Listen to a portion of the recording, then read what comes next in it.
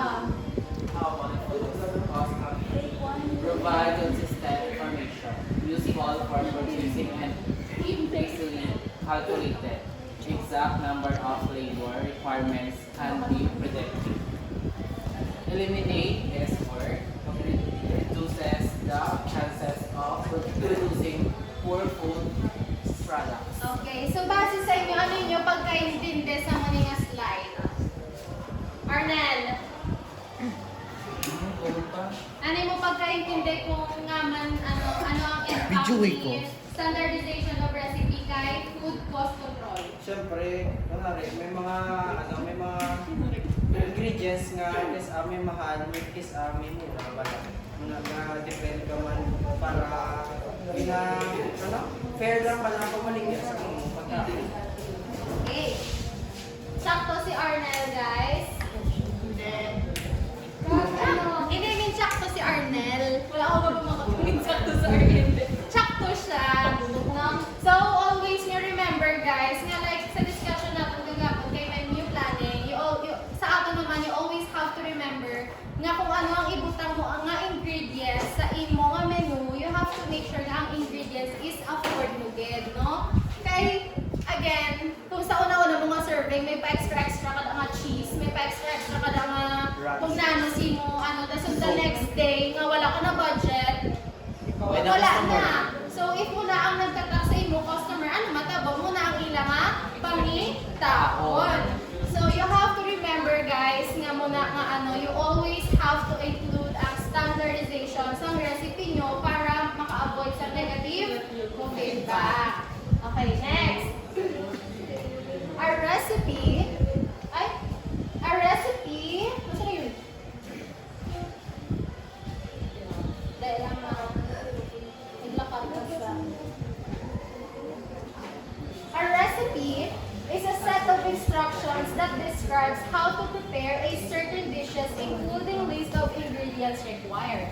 So aside sa kung ano ang kinanglan yung mga ingredients sa isa ka putahe, you also have to consider kung paano ina siya lutuon. So ilog kagapon gani ang hambal sa discussion ni Jennifer, you cannot cook what you don't know how to cook. Okay. Yes, learn. The standard recipe is a written formula for producing a food item of a specified quality and quantity for use in a particular establishment. For example, sa coffee shop, di ba may gina-request na sila dakisa sa Starbucks sabi, may gina-request sila nga isa ka, mga paduga ka mo espresso. Di ba maala din pinaka-coffee ang espresso, yawa. So, muna.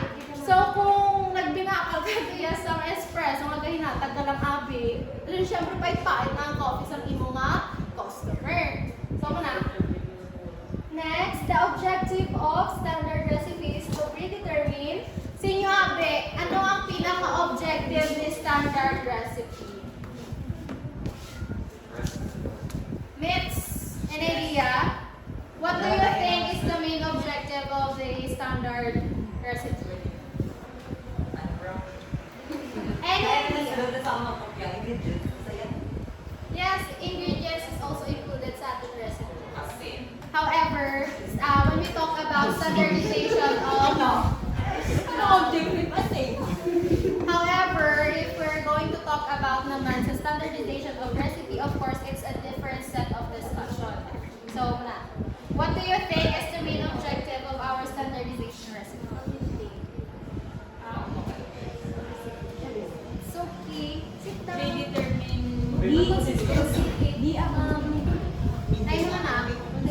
Predetermine the cost. Yes. Hindi. Number 1, the quantities and qualities of ingredients used, taking purchase specification. A standard recipe aims to control some amount and quality ng ingredients na gamiton sa isa ka dish. This ensures ang consistency in taste, ang appearance, kag ang gasto. Tapos ang quantities, standard recipes is specify the exact measurements of each ingredients. Like paggamit sa mga measuring cups or tablespoon cup, other nga mga measuring nga maka-measure. This help in calculating some ingredients cost kag preventing some waste. Qualities, standard recipes also need some Mga measuring. quality sa ingredients nga gamiton. Example, ang pagpili sa harina, meat, kag ang mga freshness nga mga gulay. By controlling both quantities at kag qualities sa ingredients, makapili bidya nga ang constantly prepared to a high standard kag ma-meet kitang expectation sa mga consumers kag ma-retain ang profitability. Ang stating purchase specification. Number 2, the amount or number of portions of a recipe should make. Ang stating purchase specification is a detailed documents nga radira ang exact requirements ng products or services. Like clearly defines the item purchase ka provides exact na measurements sa mga ingredients. Kag by stating purchase specification help ensure that the purchase goods and services ma-achieve ang highest quality standard. Then ang number 2, the amount or number of portions of a recipe should make. By this, makabulig ni Sibo some right amount of each ingredients nga gamiton kag ensuring that nga wala ka na sa mga leftovers or makulangan sa mga ingredients. Ensure mo na ang kadamuon nga needs sa isa ka recipe na inuon kag mabalan mo kung pila ka tao imong serve. By understanding the yield of recipe, makaplano ka sa imong meals more effectively kag ma-manage mo imong budget and make sure may ara ka enough nga pagkaon for everyone. For example, sa catering, nakabutang sila reservation nga 50 packs, so dapat ang imong recipe nga inimo magkailan sila kag i-check sila budget.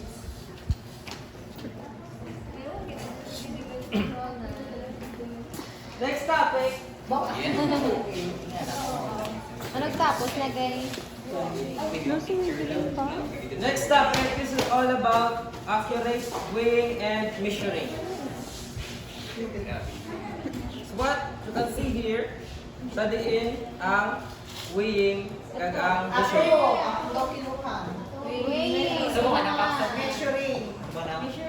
What units ang arak sa weighing? What units ang arak sa measuring? Grams Grams. and ml. Sa measuring? ml. ML, ano pag Milligrams. Liters.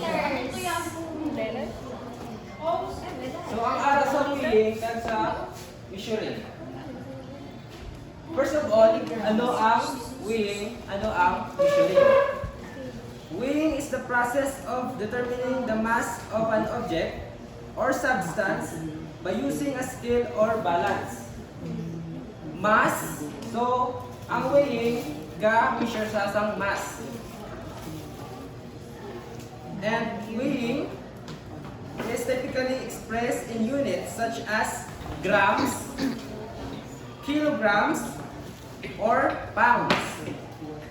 Weighing is used to determine the weight of an object, which is the force exerted on it due to gravity. So kung ano ang ginabutang diri, may arang diri nga nakakuan niya grams, mo niyang weighing, kag amo niyang measuring. So what is measuring? Measuring, on the other hand, is the process of determining the size or quantity of an object or substance by using a ruler, caliper, or other measuring instrument. Measurement is used to determine the length, the width, the height, or volume of an object, and is typically expressed in units such as millimeters, centimeters, meters, or liters.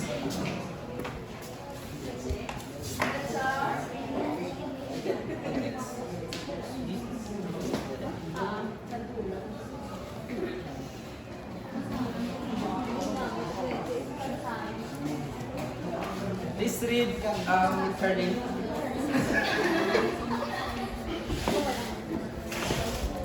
It is important that any standardized recipes for weights and measures are recorded to achieve for research.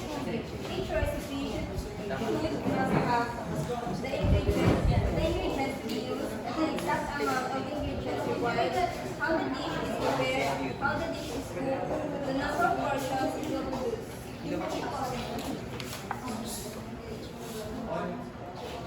So, in a standard recipe, in every food business industry, accurate weighing and measuring is being strictly followed or ginaregulate siya. Nga man, for better outcome, successful ka para maging profitable ang imong food production. It is stated in the module that designing a standard recipe, we must understand the importance of correct weights and measurement so that no matter who cooks or prepares the dishes, ang standard, ang kadapuon, kagang quality sa pagkaon is still cheap. So we must remember sa standard recipe, we have here examples of standard recipe.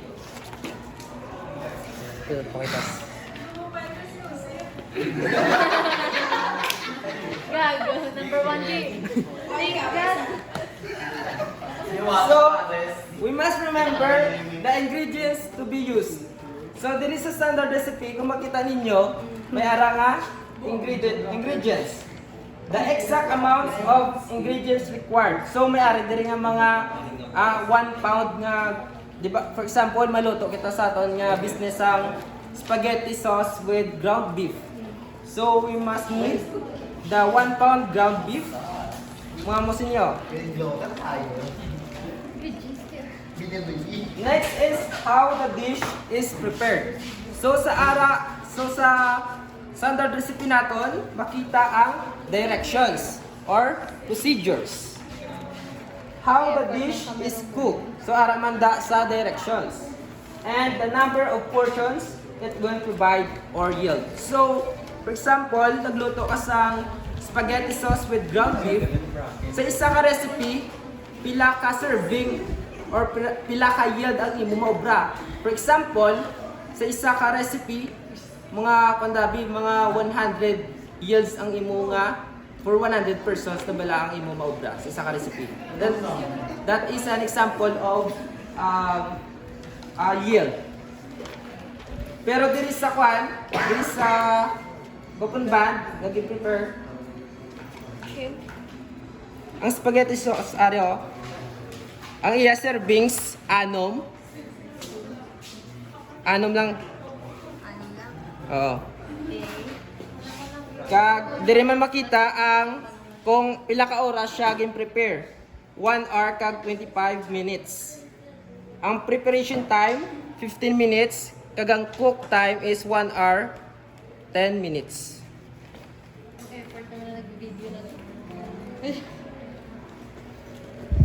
So, in doing o magluto kita, always double check the right ingredients and equipment, the correct weights, and to have enough time to prepare the dish. Gani sa aton nga standard recipe, hindi gid dapat madula na may mga exact time kita nga ginabutang sa aton nga recipe. And also to facilitate menu planning, we need to know the food cost per portion and know the nutritional value of a particular dish. So, amo na gani sa yield, di ba? For example, diri mano.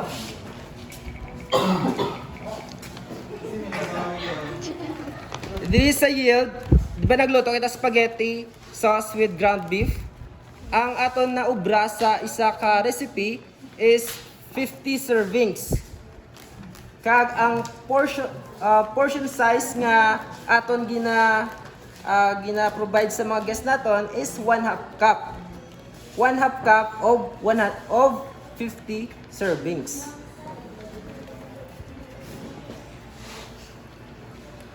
Next is to determine the mga aton magasto. Let's further discuss about cost control.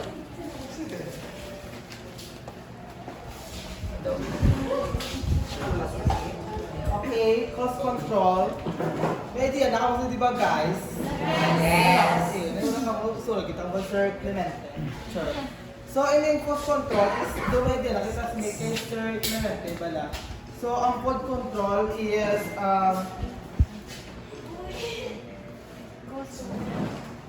cost control is the practice of identifying and reducing the business expenses to increase a profit. And it starts with the budgeting process and business owner compress the company actual financial result with the budgeted expectation, and if actual costs are higher than the plan, management has the information is need to take action. So, ang sa food control is, for example, David, mag-business ka, syempre, aside sa budgeting, need taman na andas na magbaligya sa muni nga product, atong tanay isipon kung pila ba na aton nga expenses sa aton nga product nga himuon. Kasi syempre para tamad tayo aton nga ang ginansya bala. Gets niyo ang sa cost control. Kung siya ang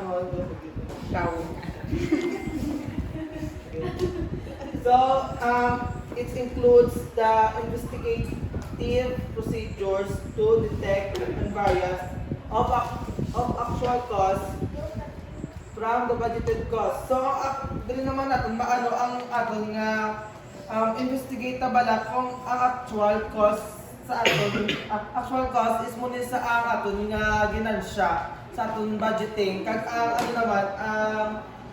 budget cost muna naman aton nga muna aton budget sa aton nga product. Yes.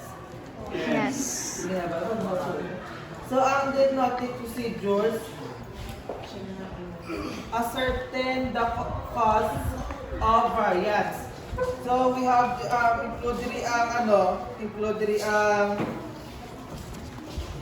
include ang data analysis, root cause analysis,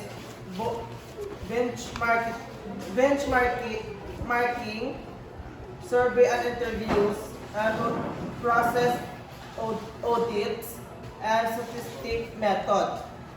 Muna siya ang nakalaro ang sa diagnostic procedures. So ang naman ang corrective procedures to effect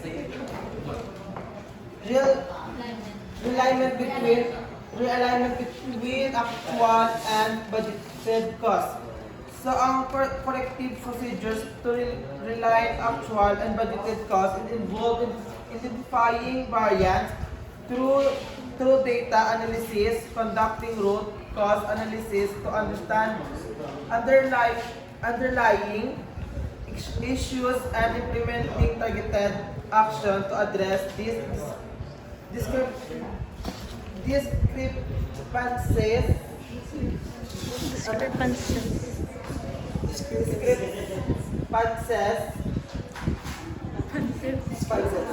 may include adjusting budget, improving processes, or enhancing training, regular monitoring, and follow-up to ensure that these measures are effective and sustainable over time.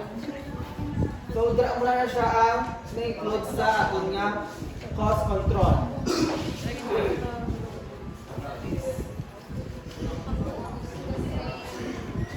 Why is it important? So what is the important to know the exact cost of each process and every item produced? This can be achieved by identifying areas where cost can be reduced, such as negotiating better prices with suppliers or finding more efficient resources. Ways for our resources. For example, sa may mga events, balakit na-notice nila na madamo sila nagasto sa mga nagamitin ng mga disposable na cups and plates. So, mag-decide sila nga islan sa mga reusables ng mga tingnan para mas makakas sa gastos. Kahit magamitin na sa mga... Ay! Wala kayo. So, second one na. Sa posting provides the information necessary to develop a sound pricing policy. Effective pricing. Effective pricing or finding a sweet spot for your product or service is about setting a price or para matabunan ng mga gastos na baka di mo sa ginasya pero bastante man kadamo sa para handaan mo ng mga tao. Like bala nga kung masyado ka nubuang baligya, may tendency nga mamapwede or hindi makaginasya kahit kung mataas man pwede man nga hindi sila magbakal or reason nga wala laman sa cost regard helps to provide speeding quantitation or special functions such as parties, wedding, reception, or so on.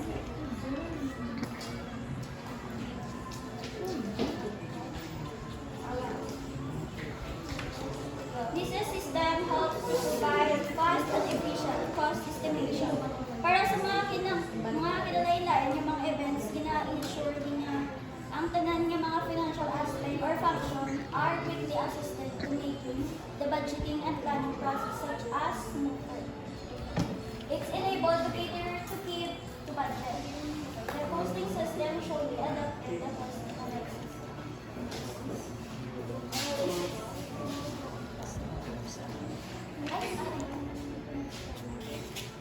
So the three elements of cost control.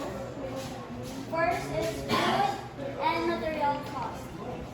So there are the cost of all raw ingredients and suppliers used to making the product or service. For example, sa restaurant, na-include like ang mga vegetables, meat, mga spices, and mga food and beverage, and other pa mga ginagamit pang dito.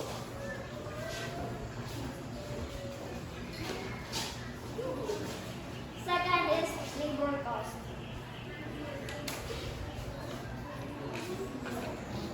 This is the money spent or paying system. This is a money spent or paying employees like some chef, service, or front end. Nagod man rin ang mga overtime pay and also ang mga bonuses. So, nga man importante yun isa. Kaya kung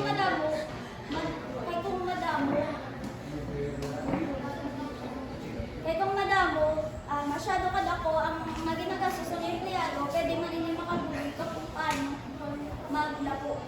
Mabudlay para sa isang negosyo, muna nga dapat i-balance lang ang kadamuon sa empleyado pag i-ensure if productive din man sila. Lastly is the cleaning materials. Cleaning materials refers to expenses for supplies used to materials, cleanliness, and sanitation. Maintaining cleanliness is important not only for healthy and safety, but also for the image of the business. Pero dapat bantayan ang mga pwede magastos sa mga cleanliness materials para makaless sa sobrang expenses. Yeah, that's it. Wala pa.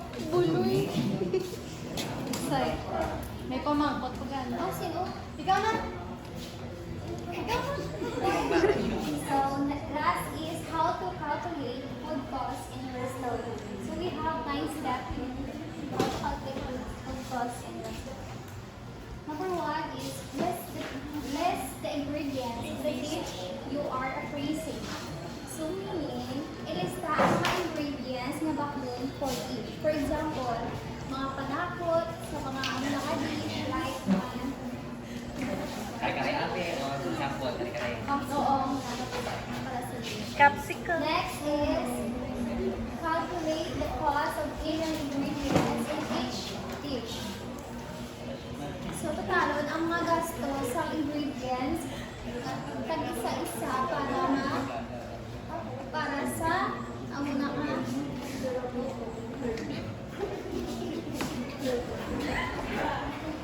Okay. Step 3, add the total cost of the ingredients to calculate your food cost for that dish.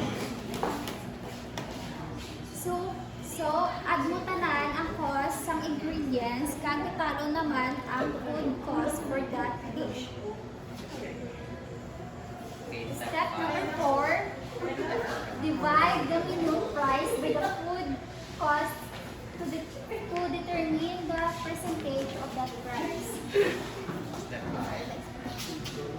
And number 5, calculate your overhead cost per meal.